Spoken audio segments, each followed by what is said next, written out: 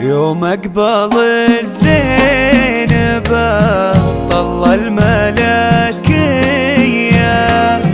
وقف لها الشعر ترحيب وتحفاها،